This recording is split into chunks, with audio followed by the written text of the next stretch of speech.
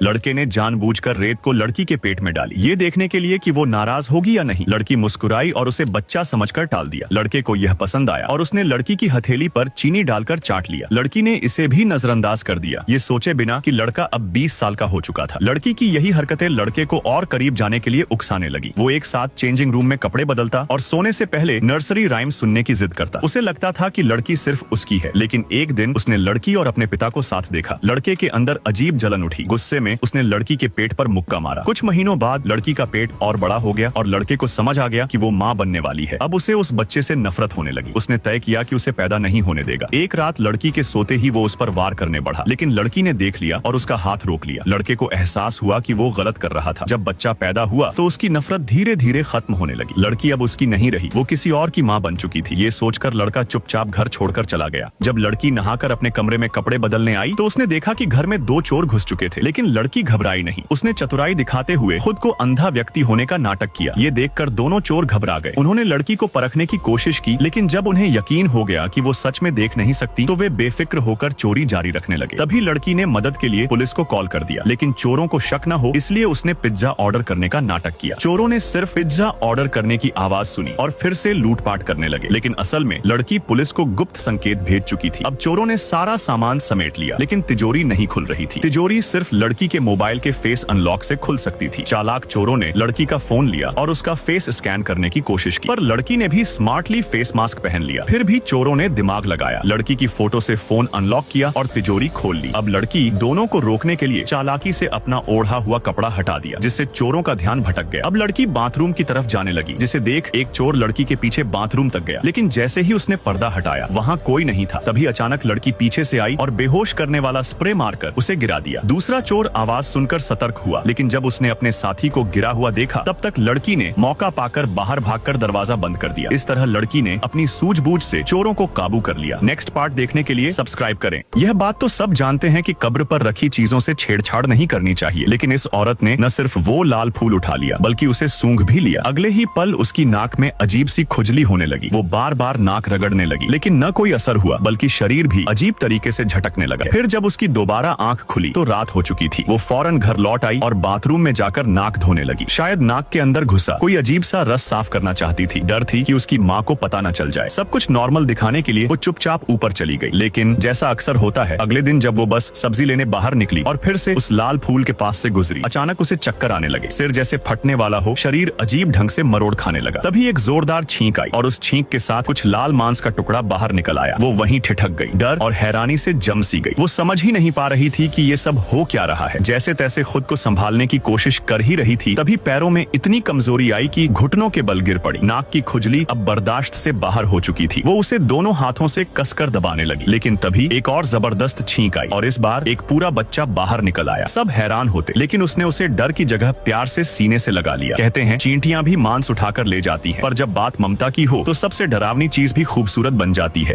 Japan में कुछ औरतें अपने पति को बेवफाई से रोकने के लिए एक अजीब तरीका अपनाती हैं। हर बार घर से निकलने से पहले पत्नी पति की जांघों पर बराबर तरीके से मैदा यानी फ्लोर लगा देती है। ये मैदा पति की वफादारी का सबूत माना जाता है। शाम को पति के लौटते ही पत्नी सबसे पहले उसकी पैंट उतरवाकर चेक करती है। अगर मैदा कहीं से गायब हो तो समझ लिया जाता है कि पति ने धोखा दिया है। अब पति भी चालाक बन गए थे। बाहर मस्ती करने के बाद वो ठंडे पानी से धोकर नई मैदा लगा लेते थे ताकि घर आकर आराम से चेकिंग पास कर सकें। लेकिन एक दिन पत्नी ने चाल चलते हुए सीधे मैदा को उंगली से लेकर छक लिया। स्वाद चखते ही उसे शक हो गया। उसने फिर से मैदा को छका और इस बार पक्का यकीन हो गया। पति हैरान होकर सफाई देने लगा, लेकिन पत्नी ने सच्चाई सामने रख दी। असल में उसने पहले से ही मैदे में थोड़ा नमक मिला दिया था। असली मैदा हल्की नमकीन थी, लेकिन जो पति वापस लाया उसमें बिल्कुल स्वाद नहीं था। इसका मतलब साफ था, धोखा हो चुका था। वहाँ के रिवाज के मुताबिक जो पति बेवफाई करता है उसे सिर्फ अंडरवियर पहनकर घर से बाहर निकाल दिया जाता है, और यही उस धोखेबाज का अंजाम था।